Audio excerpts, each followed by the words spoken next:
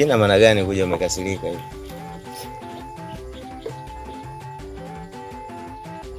Kwa hiyo nataka nikwambie.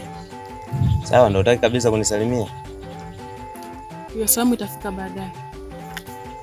Niambie, tafanyaje? Tufanye mshindi wewe. Ila kwangu salamu ndio kila kitu. Niambie jambo lako. Hapa nilipo mimi ni mjamzito. Jambo la heri hilo. Na unajua kabisa mimi bado mwanafunzi. Na nyumbani washajua.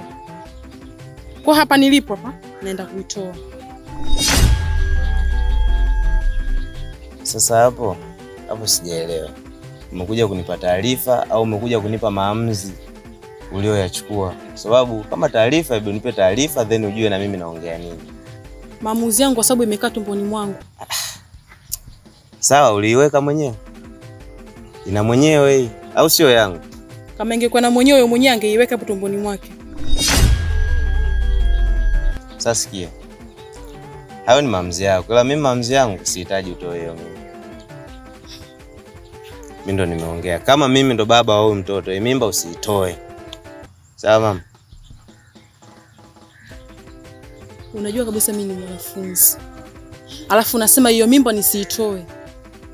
Hii mimba ndakumpa nani afu naendaje shule? Lakini pia nawe tambua kila kitu unachokifanya kina matokeo yake. Haya ndo matokeo ya tendo. Kila kitu kinatokea kwa sababu wewe ni mwanamke, mimi ni mwanaume. Ndio maana tumepata mtoto. Usingekuwa mwanamke, usingepata mimba. Hiyo ndo sababu ya wewe kuwa mwanamke, kupata mimba. Na Mungu angetaka wewe usipate mimba, umedate na wanaume wangapi hujapata? Wewe ulivodate na mimi umepata mimba. Ina maana Mungu alihitaji wewe upate mimba yangu. Kwa hiyo ndo sababu pekee ambayo wewe ndako utulie na mimba yangu. Sawa, nimekuelewa vizuri. Lakini pointi yangu ni hiyo, naenda kuitoa hii mimba. Siwezi kukaa kwa sababu mimi bado mwanafunzi. Nitendaje shule na hii mimba?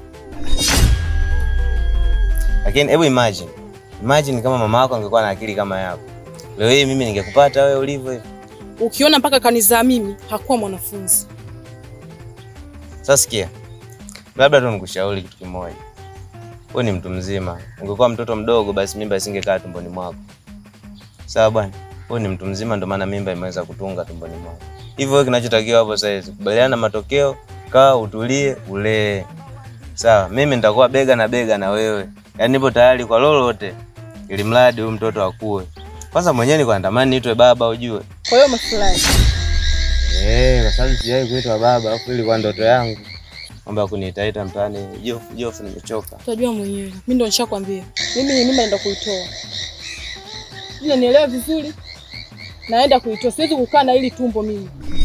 Kwa sababu mimi nikuelewaje? Labda tu nikupe faida moja.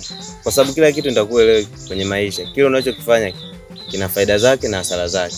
Wewe ulivyochunguza faida za kutoa mimba umeona nini? Kuna kufa. Kama sio wewe basi wewe na mwanao. Na sisi kwenye ukoo wetu hakuna mtu aliyewahi kutoa mimba akabaki salama. Wewe nikwambie tu ukweli clear. Kuna mke wa brother na alitoaga mimba kielele chake mapema tu kaondoka.